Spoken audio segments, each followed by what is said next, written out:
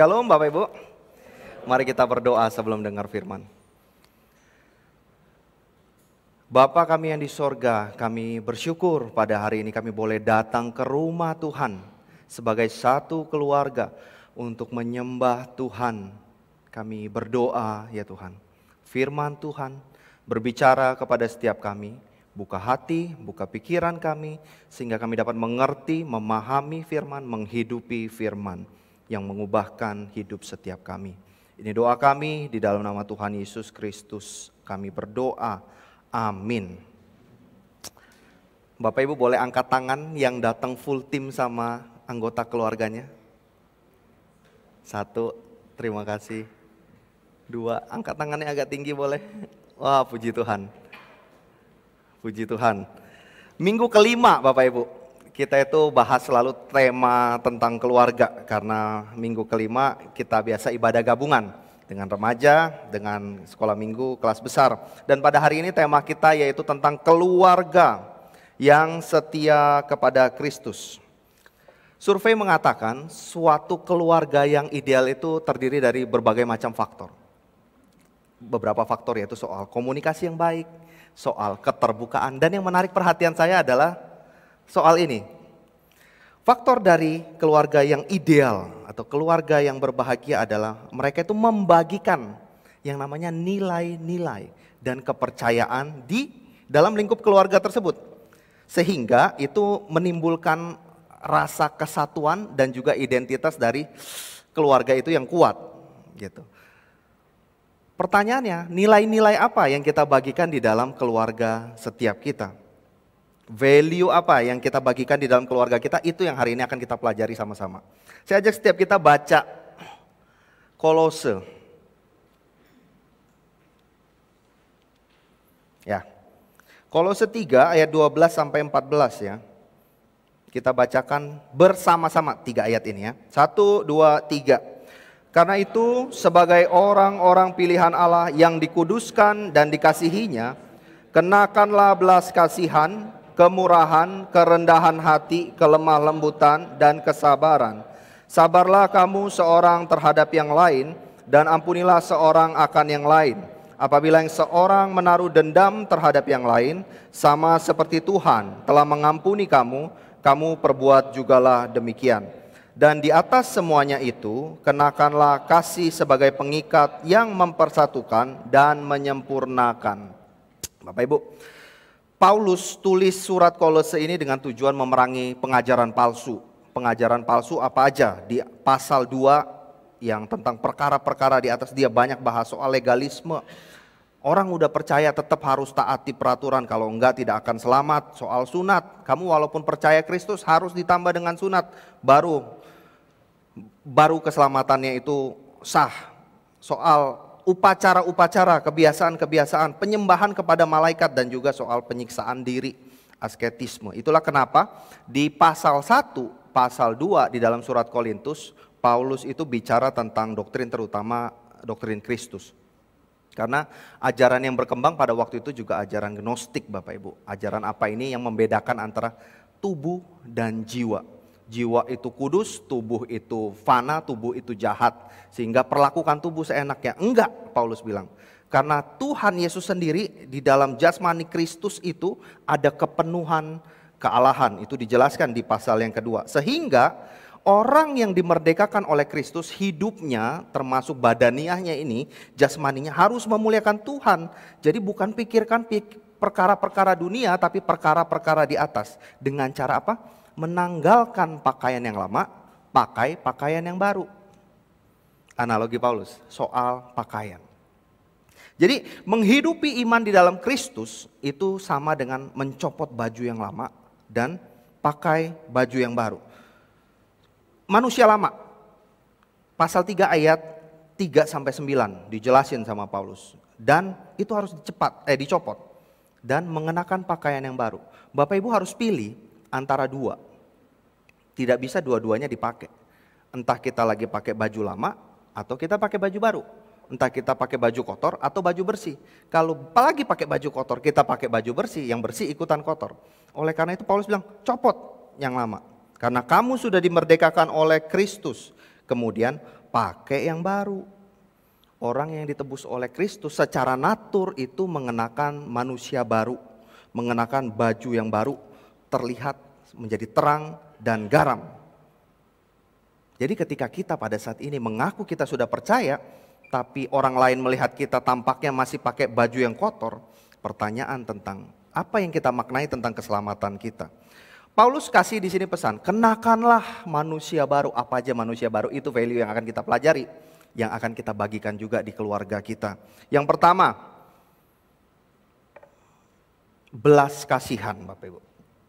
Kenakanlah belas kasihan. Alkitab ajarin soal belas kasihan itu bukan sekedar perasaan, tetapi lebih daripada itu tindakan. Perasaan membawa kepada tindakan yang konkret. Perhatikan, Tuhan Yesus setiap kali sebelum melakukan mujizat itu inisiasinya dari apa? Dari perasaan belas kasihan. Tergeraklah dia oleh karena belas kasihan. Markus 1 ayat 44:1 ketika orang kusta disembuhkan.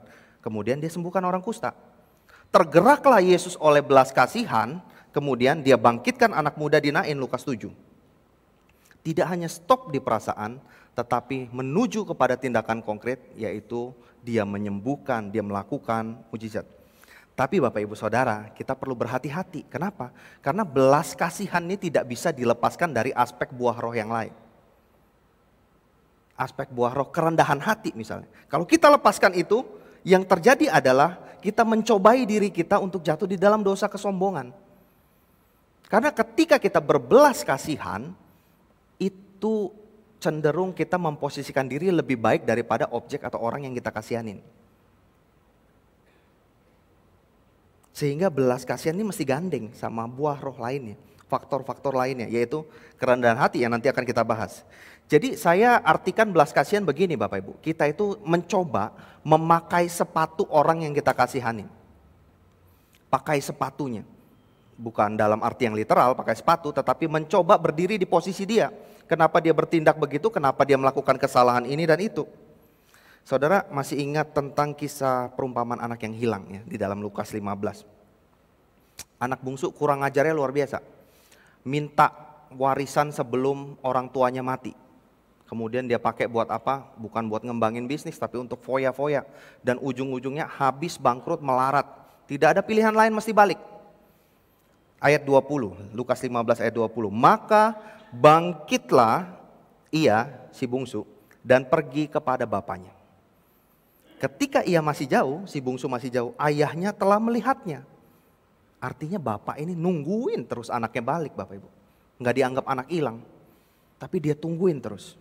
Lalu tergeraklah hatinya oleh belas kasihan. Ayahnya itu berlari, mendapatkan dia, lalu merangkul dia dan mencium dia. Tindakan selanjutnya kita tahu, dikasih jubah, dikasih cincin, dikasih kasut, diadain pesta. Dirayakan. Kalau seandainya kita yang diperlakukan begitu sama anak kita atau sama orang tua kita atau sama anggota keluarga kita, dikhianati, maka sangat wajar dan kita itu sangat memaklumi ketika si bapak itu tidak memberikan maaf.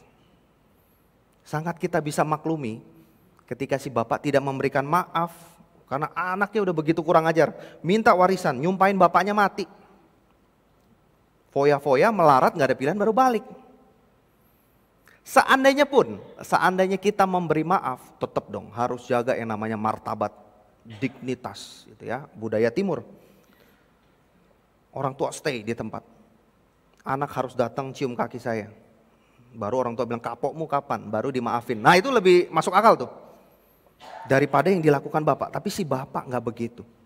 Dia copot semua atribut kehormatannya, dia sambut si anak, dia yang lari samperin sang anak. Karena apa? Dia berbelas kasihan.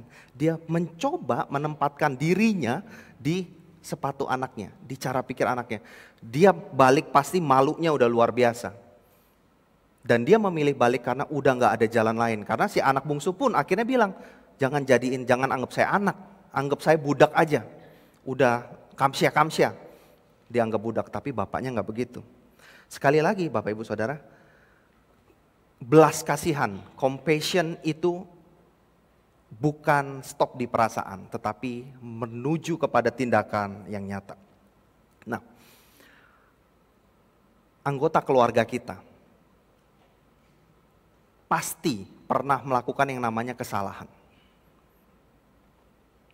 Orang tua kita, anak kita, saudara kita, dan kita pun tidak luput dari kesalahan. Kita juga bisa melukai orang lain. Ketika itu terjadi, ketika kita merasa dilukai, dihianati, disakiti, gimana sikap kita selama ini? Apakah kita hitam dan putih? Oh, kamu emang salah, emang benar salah misalnya, harus dihukum. Atau mau nggak kita coba dulu menerapkan value ini, nilai ini, belas kasihan. Kenapa sih kamu sampai berbuat salah begitu? Apa sih yang melatar belakanginya sampai kamu begitu? Kita coba pakai sepatunya. Lebih repot? Iya, lebih repot.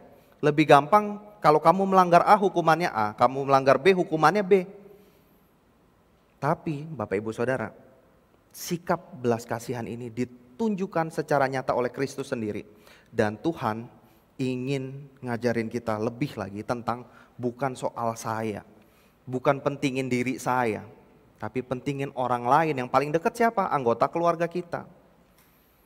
Itu kenakan yang pertama, kenakan belas kasihan. Yang kedua, kemurahan, generosity. Kemurahan ini pada umumnya sih bicara soal duit ya, uang. Tapi enggak cuma itu aja soal kemurahan. Tetapi kita itu diuji dari hal yang paling sepele. Kalau Alkitab bilang hal yang paling sepele apa? Duit, uang. Lukas 16, barang siapa setia perkara kecil, ia juga setia dalam perkara besar. Barang siapa tidak benar dalam perkara kecil, ia tidak benar dalam perkara besar. Jadi, jikalau kamu tidak setia dalam hal mamon yang tidak jujur, siapakah yang akan mempercayakan kepadamu harta yang sesungguhnya? Perkara kecil bagi Alkitab, perkara yang paling sepele adalah soal duit. Kita cukup murah hati apa enggak dari kantong kita? Kalau kita lihat ya, fenomena yang terjadi, faktanya adalah banyak loh orang yang murah hati tapi nggak kenal Tuhan. Bahkan lebih murah hati daripada kita yang mengaku kenal Tuhan. Kadang kita membela diri juga sebagai orang Kristen. Wah enggak tuh, saya dapat di pelajaran katekisasi kemarin. Katekismus Heidelberg bilang perbuatan baik itu yang dilakukan di dalam iman yang benar untuk kemuliaan Tuhan. Kalau nggak kenal Tuhan gimana melakukan dengan iman yang benar? Kita udah pakai semua doktrin kita. Jangan sampai situ dulu Bapak Ibu. Jangan-jangan kita yang ngakunya Kristen, kita tersindir dengan perilaku orang yang tampaknya nggak kenal Tuhan tapi berbuat lebih daripada kita. Murah hati, kemurahan itu tidak tergantung kondisi, tidak tergantung situasi, tetapi dalam segala kondisi. Kita nggak bisa bilang rencana, sekarang lagi bokek, nggak ada uang. Nantilah kalau penghasilan saya udah 1 juta, saya mau kasih 50.000. Sekarang penghasilan saya 100.000, kasih 5.000 berat. Kasih 5.000 aja nggak bisa, apalagi kasih 50.000 nanti. Lebih berat lagi. Alkitab sangat logis. Tidak setia dalam perkara kecil, tidak teruji dalam perkara kecil, Tuhan gak kasih kita perkara yang besar. Kalau kita bilang sekarang, murah hati, itu soal perkara kecil, sepele, soal uang. Nah, persoalan besarnya apa? Perkara besarnya itu apa? Kemurahan yang paling ultimate, yang paling agung, paling gede itu adalah dari Tuhan Yesus sendiri. Dipraktekkan oleh Kristus, di mana? Di kayu salib. Ketika dia memberi tubuh dan darahnya, korban bagi setiap kita. Kemurahan yang ilahi Bapak Ibu. Roma 8:32. Ia yang tidak menyayangkan anaknya sendiri tetapi yang menyerahkannya bagi kita semua, bagaimana mungkin ia tidak mengaruniakan segala sesuatu kepada kita bersama-sama dengan dia. Ini teladan kemurahan tertinggi. Kristus yang berkorban. Coba deh pertanyakan, ketika kita tidak murah hati itu sama dengan kita itu tidak merasa aman. Kita tidak merasa secure. Wah, kalau saya bagiin ilmu ini, ilmu yang paling berharga, saya kasih semuanya kepada dia. let's say itu ya, kakak beradik ya. Nanti dia lebih hebat dari saya gimana? Enggak akan begitu kejadiannya. Kalau kita berbagi, kita itu juga ditambahin. Karena kita juga review, mengulang. Pasti naiknya bareng, tidak mungkin begini. Kemurahan itu juga berbicara soal merasa aman. Kalau kita nggak murah hati, ada masalah dengan pemahaman kita tentang apa yang Kristus sudah lakukan bagi setiap kita, Bapak Ibu. Coba kita pikir-pikir ya, adakah anggota keluarga kita yang tidak murah hati terhadap anggota keluarga lainnya? Karena saya pikir-pikir ya, rata-rata sih orang tua berkorban sepenuh-penuhnya buat anak. Iya gak sih? Orang tua kerja mati-matian buat anak. Betul gak? Betul. Kepala jadi kaki, kaki jadi kepala. Seorang bilang. Ada gak yang hitung-hitungan? Saya kira sangat sedikit sekali. Atau misalnya, waduh, saya gak maulah kasih ilmu bisnis saya kepada anak saya sepenuh-penuhnya. Nanti kalau dia lebih hebat dari saya, gimana dong? Enggak dong, orang tua justru bangga kan. Anaknya bisa sama bahkan lebih hebat dari dia. Tetapi Bapak Ibu, ketika sudah bermurah hati, jangan harap imbalan. Itu paling pertama. Ketika kita sudah bermurah hati, itu gak ada embel-embel. Tidak ada mengharapkan imbalan. Udah saya sekolahin, sekolah paling bagus. Uang sekolah mahal. Udah saya lesin dari les pelajaran sampai les silat.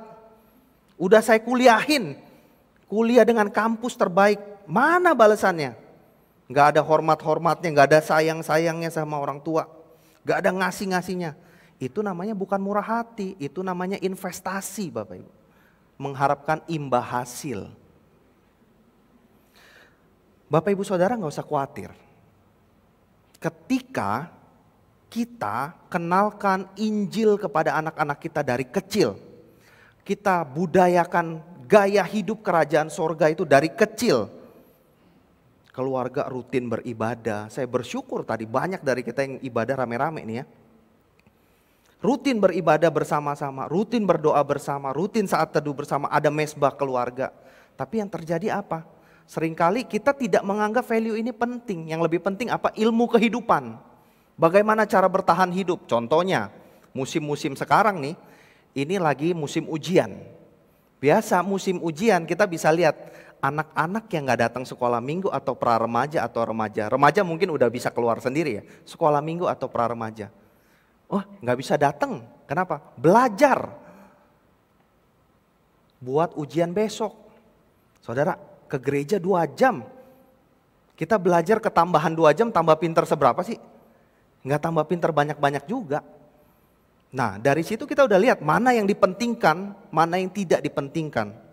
Kalau kita dari kecil udah tanemin ke anak-anak kita, kenalin soal Injil, kenalin soal Kristus. Gak usah khawatir anak-anak gak hormat sama kita. Gak usah khawatir anak-anak gak sayang sama kita. Gak mungkin.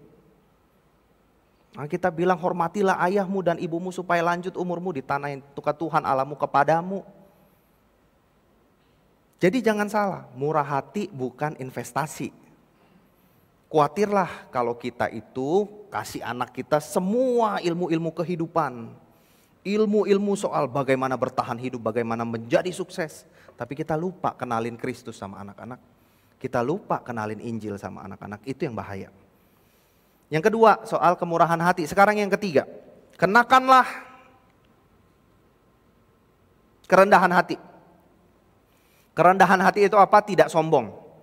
Musuhnya kerendahan hati, kesombongan, egois, pride, harga diri. Rendah hati ini asing bagi dunia kita Bapak Ibu. Apalagi dunia kita yang naturnya sudah jatuh di dalam dosa. Apalagi dunia saat ini sangat kompetitif, bersaing banget. Semua yang karyawan di sini, semua yang pekerja berusaha bagaimana rupa kita itu meningkatkan performa kerja kita. Atau kalau kita yang udah di atas kita pertahankan sebaik mungkin. Supaya nggak disalip sama yang lain. Di dalam dunia bisnis, dunia usaha kita berusaha seinovatif mungkin, sekreatif mungkin. Gimana dagangan kita nggak cuma jualan online, offline, tapi bisa online. Puter otak supaya apa? Supaya bisa survive bisnisnya, bahkan bisa berkembang. Even di gereja. Setiap kita berlomba-lomba membesarkan bagian kita di tempat kita pelayanan masing-masing. Sehingga kadang suka muncul faktanya. Komisi ini dengan komisi itu. Kalau gerejanya akur bagus. Gerejanya satu. Tapi bersaingnya sama gereja lain. Kok gereja kita gak kayak gereja B? Saya pernah pelayanan di Surabaya Bapak Ibu. Pembicaraan di level majelis waktu itu. Wih, gereja kita kok rata-rata kehadirannya semuanya cuma 1.500 tiap minggu. Gereja B 2.500 loh. Kita kalah di mana? Semua sumber kita udah upayakan, segala dana kita udah setor. Kita kalah di mana? Itu budaya hidup saat ini Bapak Ibu. Kerendahan hati itu asing. Karena kerendahan hati itu identik dengan yang namanya kekalahan. Rendah hati ketika tidak ada opsi lain. Jadi kita harus rendah hati. Dalam budaya timur lebih lagi. Ada yang namanya budaya malu. Budaya muka itu ya. Jaga kehormatan, kadang muka lebih penting. Sekalipun kita harus mengorbankan kebenaran. Kita ajarin anak kita, jangan kamu nakal di sekolah ya. Supaya jangan bikin malu orang tua.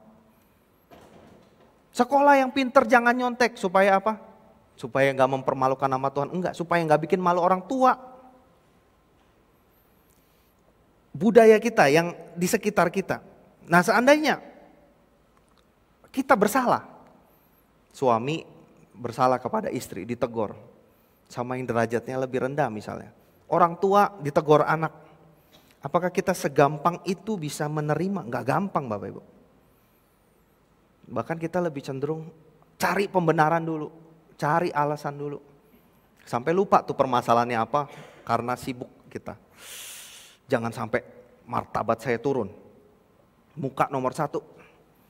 Jangan sampai malu, jangan sampai dihina. Tetapi berlaku sebaliknya. Jangan sampai dihina tapi dengan menghinakan orang. Jangan sampai kita direndahkan, kita harus fight dengan merendahkan orang. Ini fighting spirit yang salah. Alkitab gak ngomong gitu. Alkitab bilang contoh konkret Yesus Kristus.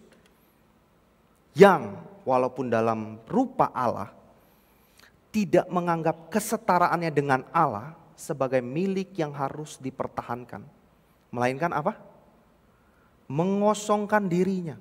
Ambil rupa hamba. Bukan cuma jadi manusia.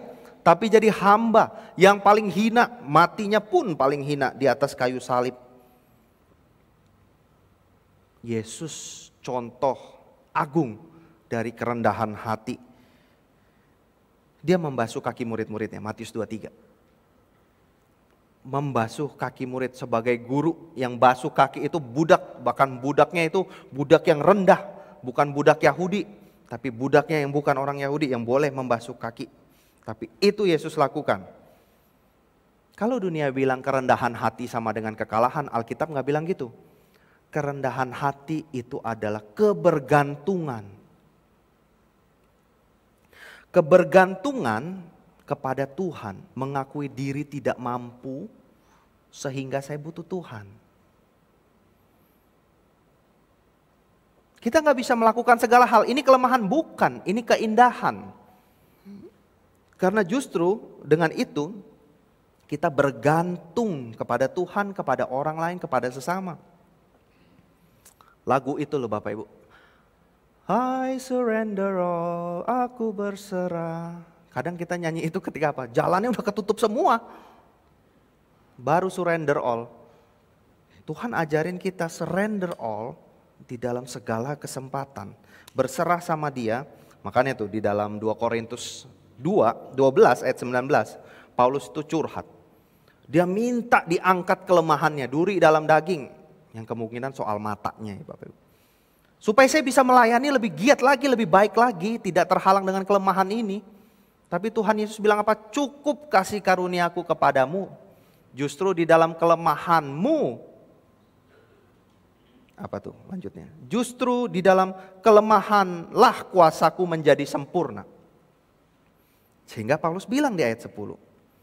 Karena itu aku senang, aku rela di dalam kelemahan, siksaan, kesukaran, penganiayaan, kesesakan oleh karena Kristus. Sebab jika aku lemah maka aku kuat. Kerendahan hati ditinggikan Allah. Sebaliknya pun demikian. Tinggi hati direndahkan Allah. Saudara perhatikan di dalam liturgi yang kita jalani setiap minggu ya. Liturgi kita itu diawali dengan pujian. Ya, nyanyian pertama itu pujian penghormatan. Keagungan Tuhan. Lagu pertama tadi apa? Great is the Lord, itu ya. Besarlah Dia Tuhan. Setelah itu apa liturgi kita? Masuk ke dalam pengakuan dosa. Ya. Basisnya ini dari mana Bapak Ibu? Dari Yesaya 6. Ketika Yesaya melihat malaikat itu memuliakan Tuhan, kudus, kudus, kuduslah Tuhan.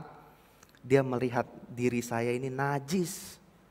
Diri saya tidak layak dan perlu dikuduskan. Itulah kerendahan hati yang membawa kita kepada pertobatan, pengakuan dosa. Yang seharusnya di dalam liturgi minggu ini kita bawa di kehidupan sehari-hari. Hidup kita senantiasa melihat Allah yang kudus. Allah yang begitu terhormat. Sedangkan siapa kita? Membawa kita senantiasa untuk merendahkan hati. Mengakui dosa di hadapan Tuhan. Rendah hati itu keharusan. Karena kita ciptaan, apalagi ciptaan yang jatuh dalam dosa. Gimana caranya kita tahu kita cukup rendah hati apa enggak? Coba lihat pada saat kita dikritik atau dikasih masukan. Gimana sikap kita? Pasang kuda-kuda? Kita siap dengan segala alasan kenapa? Pembelaan, pembenaran diri. Apakah kita cukup rendah hati? Orang Farisi Bapak Ibu, orang Farisi itu doanya begini. Puji Tuhan, syukur kepada Tuhan. Karena saya tidak seperti pemungut cukai. Doanya pemungut cukai apa? Ampunilah hambamu yang berdosa ini. Tuhan lebih lihat si pemungut cukai daripada si orang Farisi. Membenarkan diri di hadapan Tuhan otomatis membenarkan diri di hadapan manusia. Dengan mengakui dosa saudara. Menyadari segala kelemahan kita, di situ kita rendah hati. Sedangkan kalau kita mencoba berbelas kasihan dilepaskan dari kerendahan hati yang tadi, value yang pertama, justru di situ kita kasih makan terus tuh. Kesombongan kita, kecongkakan kita. Persembahan saya udah berapa banyak. Saya udah berkorban berapa banyak buat ini, anak-anak. Saya udah banting tulang begitu rupa. Oh enggak, itu kasih makan yang namanya ego kita. Ketika kita berbelas kasih tanpa kerendahan hati. Dengan kerendahan hati senantiasa mengakui kelemahan kita, kebergantungan kita kepada Tuhan. Itu yang ketiga. Yang keempat, lemah lembut. Saya gabung sama kesabaran yang kelima ya. Lemah lembut. Kebajikan ini, virtue ini, itu gak bisa dilepaskan. Memang betul gak bisa dilepaskan Bapak Ibu. Karena di ayat 14 di Kolose tadi, 3 ayat 14. Jadi kenakanlah kasih sebagai pengikat yang mempersatukan. Nah, jadi emang tidak bisa dicopot satu sama yang lain. Melakukan ini tidak melakukan itu gak bisa. Terkait dengan ini, kalau kita lemah lembut kita mengasihi, kita tidak lemah lembut kita tidak mengasihi. Lemah lembut itu musuhnya apa? Musuhnya itu kasar. Musuhnya itu kejam. Musuhnya itu suka menyakiti. Nah artinya kalau kita kasar, kejam, suka menyakiti kita tidak lemah lembut.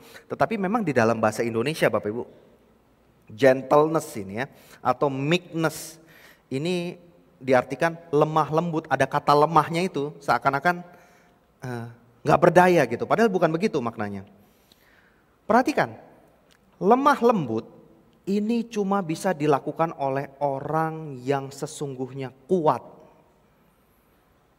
Ya, orang lemah lembut hanya bisa dipraktekkan, diharapkan dari mereka yang truly strong. Sebaliknya, orang yang kasar, orang yang kejam justru itu orang yang lemah. Kaitannya dengan apa? Kaitannya dengan penguasaan diri. Kaitannya dengan pengendalian diri. Orang yang kasar itu tidak ada pengendalian diri. Orang yang kasar tidak ada penguasaan diri. Gampang terluka. Tidak punya kekuatan untuk bisa mengampuni orang lain. Matthew Henry Bapak Ibu terjemahin soal gentleness atau meekness ini dengan terjemahan yang sangat baik. Apa itu? Sweetness of temper especially toward our inferior.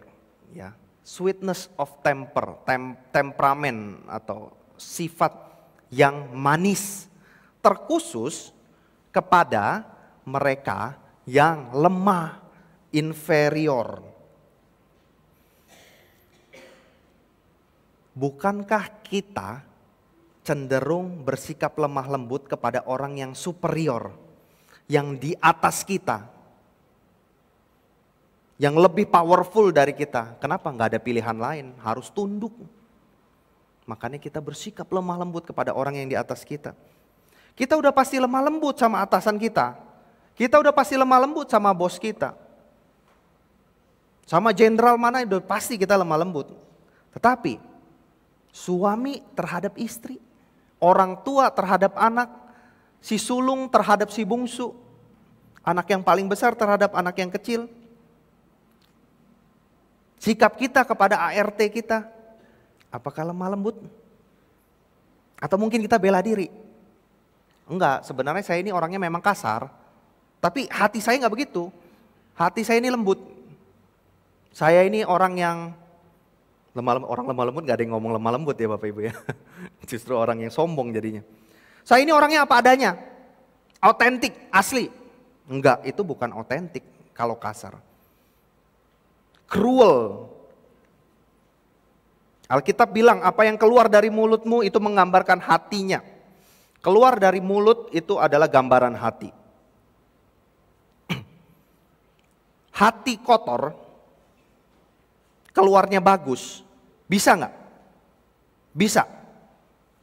Itu namanya tidak asli, tidak otentik, palsu. Tapi hati bersih, keluarnya buruk, bisa nggak? Nggak bisa. Karena Alkitab bilang, apa yang keluar dari mulutmu menggambarkan jeroanmu itu. Hatimu.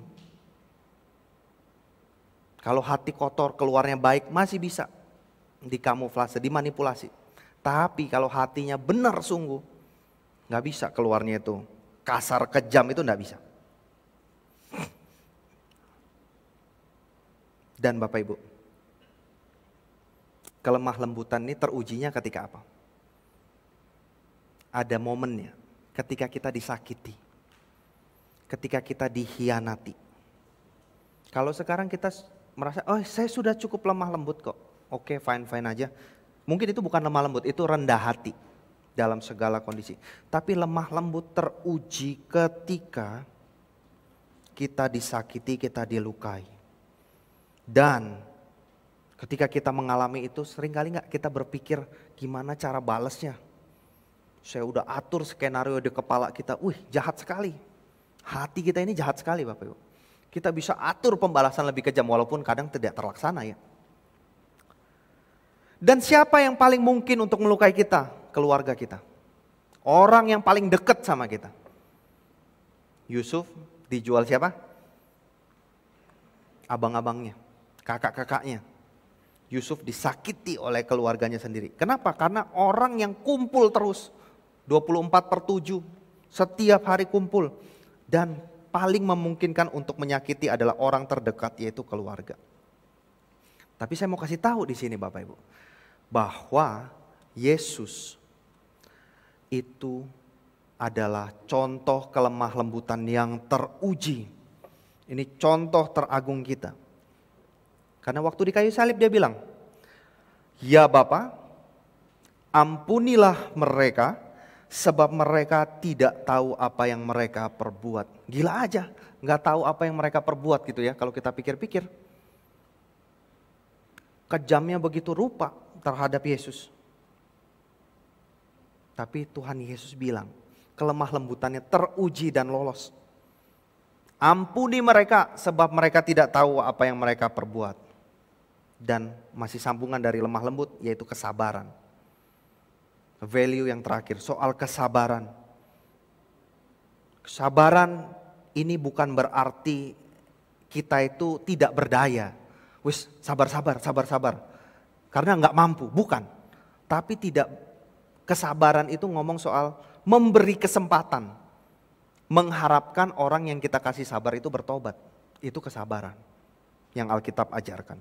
Sama, Ketika Yesus berkata di salib itu, ampuni mereka, sebab mereka nggak tahu apa yang mereka perbuat. Dan Paulus ini per detail ya, ayat tentang kesabaran di ayat 13.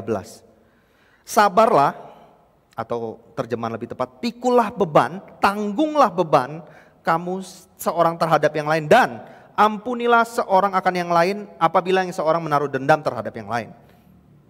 Contohnya siapa? Sama seperti Tuhan telah mengampuni kamu, kamu perbuat jugalah demikian. Sama. Yesus ngomong gitu di kayu salib, disitulah kasihnya dinyatakan dan terbukti, teruji Bapak Ibu. Saya mau ajak kita lihat satu video. Video lama ini.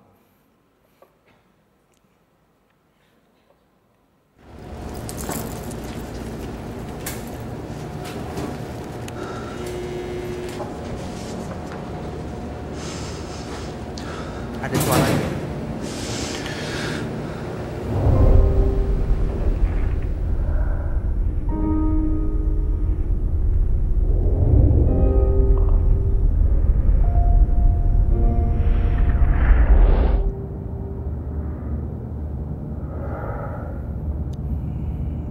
Kamu mengabaikan saya.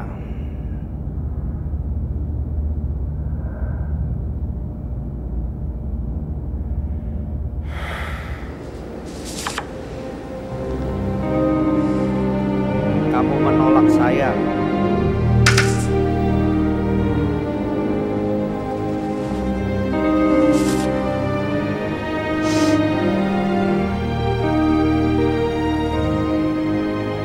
Meninggalkan, tidak menganggap saya.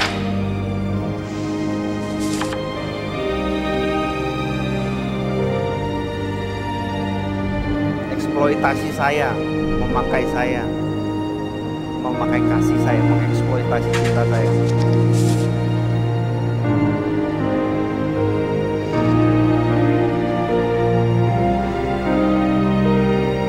Kamu buat saya susah untuk percaya.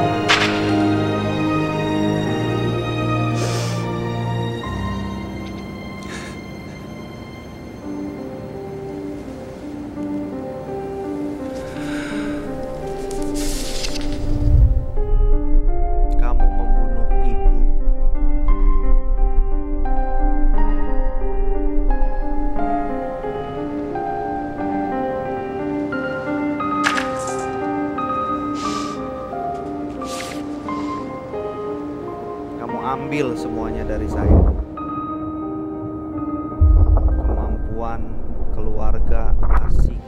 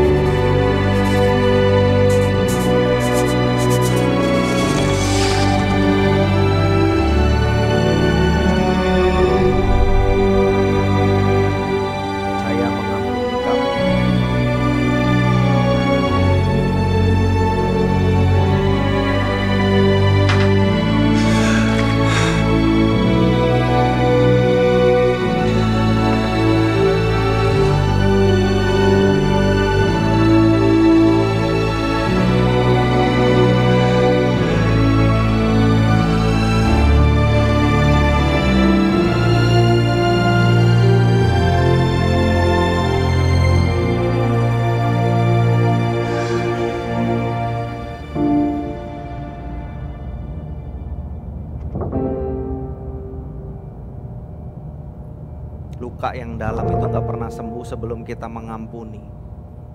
Mengampuni tidak merubah masa lalu, tetapi membuka masa depan. Ya, Bapak Ibu Saudara yang terkasih di dalam Tuhan, di dalam hubungan keluarga itu tidak melulu, tidak selalu baik-baik saja. Banyak momen kita menyakiti atau kita yang disakiti. Bagi kita yang pernah tersakiti, Kristus mengalami hal yang sama, Bapak Ibu. Tetapi dia memilih untuk mengampuni. Kita pun demikian, siapapun di antara kita yang pernah tersakiti, Tuhan justru di situ mau asah kelemah lembutan kita di dalam diri kita untuk bisa semakin serupa Dia. Dan sebagai penutup Bapak Ibu, di ayat 12 tadi diawali dengan apa? Karena itu, sebagai orang-orang pilihan Allah yang dikuduskan dan dikasihinya, kenakanlah yang kita bahas. Sebagai orang-orang pilihan Allah, inilah identitas kita yang sejati. Kita mesti paham ini. Ini penting sekali. Kenapa? Karena identitas kita merupakan bahan bakar kita untuk menghidupi value-value yang sudah kita bahas sepanjang tadi. Kenapa? Karena orang gak percaya juga belajar hal yang sama. Kelemah lembutan, kemurahan, belas kasihan, kerendahan hati, kesabaran. Di pelajaran PPKN kan dapat semua ya. Tapi yang membedakan kita dengan orang tidak percaya adalah karena kita orang-orang pilihan Allah yang dikhususkan, dipisahkan dan dikasihinya. Inilah pembeda setiap kita. Kita harus tahu dulu sebelum kita melakukan buat Tuhan, kita harus tahu apa yang Tuhan sudah lakukan buat saya. Mengapa demikian? Karena kalau tidak kita terjebak dalam dua ekstrim. Kalau kita bisa kita sombong karena saya.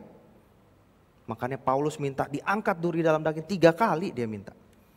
Tuhan bilang enggak usah, cukup kasih karuniaku padamu. Justru di dalam kelemahan kamu kuat karena bergantung sama Tuhan. Kalau kita nggak tahu identitas kita, kita melakukan itu, kita bisa, kita sombong. Kita nggak bisa, kita kecewa. Kamu udah saya kasih macem-macem, tapi apa balasannya? Kita berbuat baik supaya ada tujuannya, ada investasinya.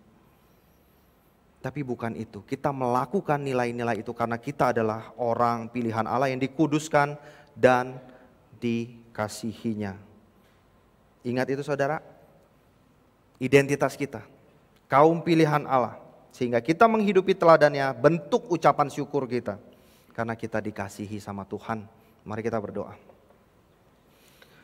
Puji syukur kepada Tuhan, kami boleh beribadah bersama-sama dengan keluarga kami pada hari ini. Ampuni kami Tuhan, ketika sering kali kami tidak menghidupi manusia baru kami. Dan pada saat ini biarlah sebagai satu keluarga, komunitas terkecil, kami boleh membawa dampak yang lebih besar. Kami menghidupi buah roh, kami menghidupi teladan Kristus di dalam hidup kami. Kami bersyukur di dalam nama Tuhan Yesus Kristus. Amin. Tuhan berkati.